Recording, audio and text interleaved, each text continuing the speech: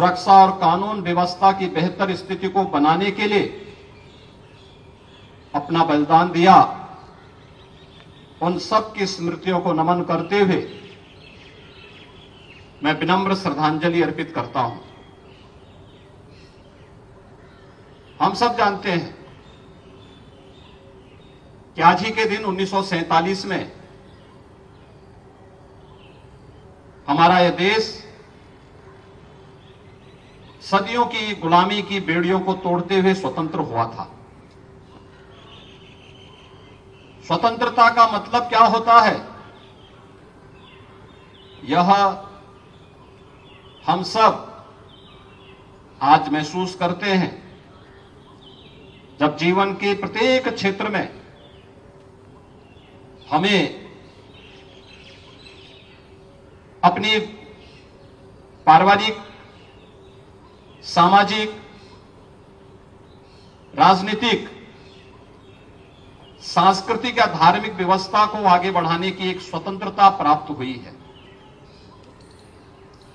एक स्वतंत्र देश के नागरिक के रूप में हमारे पास अपनी एक स्वतंत्र आर्थिक नीतियां हैं। एक स्वतंत्र देश के नागरिक होने के नाते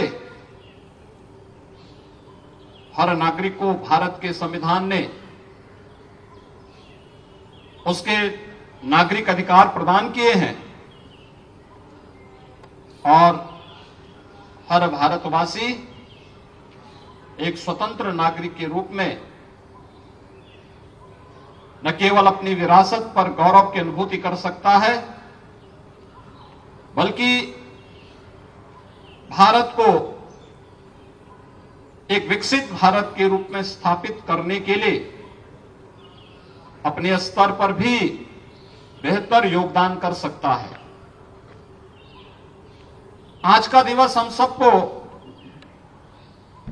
एक नए संकल्प के साथ जोड़ता है। वह संकल्प जो इस देश के महान स्वतंत्रता संग्राम सेनानियों ने, वीर योद्धाओं ने, वीरांगनाओं ने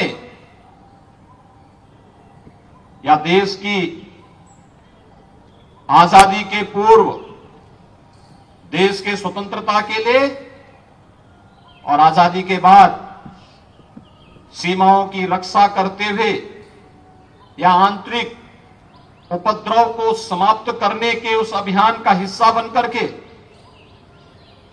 अपने देश के बारे में और उसके उज्जवल भविष्य के बारे में जो उनका संकल्प था, वही संकल्प हम सबका संकल्प होना चाहिए। वह संकल्प कि हमारा देश भी दुनिया की एक महाशक्ति के रूप में आगे बढ़ेगा। भारत एक बार फिर से विश्व गुरु के रूप में स्थापित होगा। हम अपने उन महान स्वतंत्रता संग्राम सेनानियों के सपने को साकार कर सकें, उन संकल्पों के साथ अपने आप को जोड़ सकें। इसीलिए प्रधानमंत्री मोदी जी ने आज से 75 सप्ताह पूर्व 12 मार्च 2021 को देश की आजादी के अमृत महोत्सव कार्यक्रम का शुभारंभ किया था। अमृत महोत्सव के मुख्य महोत्सव को संबोधित करते हुए गत वर्ष प्रधानमंत्री मोदी जी ने पूरे देशवासियों को कुछ संकल्पों के साथ जोड़ा था। वे संकल्प हर भारतवासी के जीवन का हिस्सा बनना चाहिए। ये पंचप्रण है, ये भारत का संकल्प है।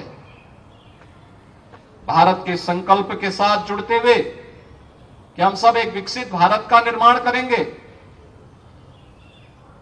गुलामी के अंशों को सर्वथा समाप्त करते हुए इससे मुक्त होंगे,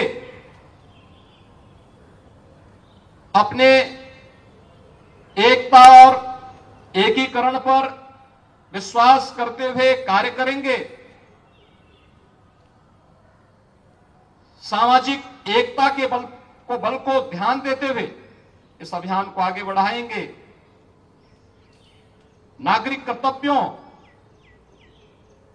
के प्रति सजग रहेंगे। हर नागरिक का अपना कर्तव्य होगा।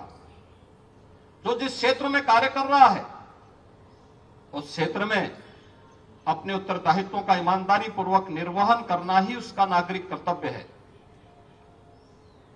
अक्सर होता है हम में से हर व्यक्ति देश की स्वाधीनता का मतलब ये मानता है कि मुझे विशेष अधिकार प्राप्त हुए हैं, लेकिन अधिकार के साथ साथ अगर हमें कर्तव्यों का बोध भी हो तो स्वाभाविक रूप से अधिकार और कर्तव्य का ये समन्वय भारत की समृद्धि के लिए, भारत को दुनिया की एक महाशक्ति के रूप में स्थापित करने के लिए, हम सबको आगे बढ़ने के लिए और आने वाली पीढ़ी के भविष्य को उज्जवल बनाने में योगदान दे पाएगा। और इसी पंचप्रण के कार्यक्रम को प्रधानमंत्री मोदी जी ने अमृत महोत्सव के मुख्य समारोह को संबोधित करते हुए देशवासियों को इस संकल्प के साथ जुड़ने का आह्वान किया था। आज जब अमृत काल के प्रथम वर्ष में हम सब प्रवेश किए हैं, स्वाभाविक रूप से हमारा यह दायित्व बनता है कि हम देश को, अपने देश को एक विकसित भारत के रूप में स्थापित करने की इस संकल्प के साथ जुड़े और उसमें चाहे वह विरासत का सम्मान हो, विकसित भारत के निर्माण का हो, नागरिक कर्तव्यों से हो, गुलामी के अंशों से मुक्ति का हो या एकता और एकीकरण से जुड़ा हुआ मुद्दा हो, इन सब को अगर हम अपने जीवन का हिस्सा बनाते हैं तो अवश्य जब 2047 में यह देश अपनी आजादी का शताब्दी महोत्सव मना रहा होगा और महोत्सव हम सबको उस आयोजन के साथ किसी न किसी रूप में जुड़ने का अवसर प्राप्त होगा। उस महोत्सव के अवसर पर हम भी कह सकते हैं कि हमने देश की आजादी के उत्सव को 1947 में तो नहीं देखा, लेकिन यह देश जब अपनी आजादी का अमृत महोत्सव मना रहा था उस महोत्सव के साथ हम भी जुड़े थे। और इसीलिए आगामी 25 वर्ष की इस कार्य योजना को अमृत काल के रूप में आगे बढ़ाते हुए अनेक आयोजन आज आगे प्रदेश के अंदर, देश के अंदर चल रहे हैं। इन कार्यक्रमों के साथ जुड़ना और एक विकसित भारत के निर्माण के लिए हम सब कार्य कर सकेंगे तो यह अपनी मातृभूमि के लिए और अपने सनातन राष्ट्र के लिए हम सब की कृतज्ञता होगी। देश के उन महान अमर सपूतों के प्रति हमारी कृतज्ञता होगी जिन्होंने आजादी की लड़ाई के लिए या देश की सीमाओं की रक्षा करने के लिए अपने आप को बलिदान किया था। मैं एक बार फिर से 77वें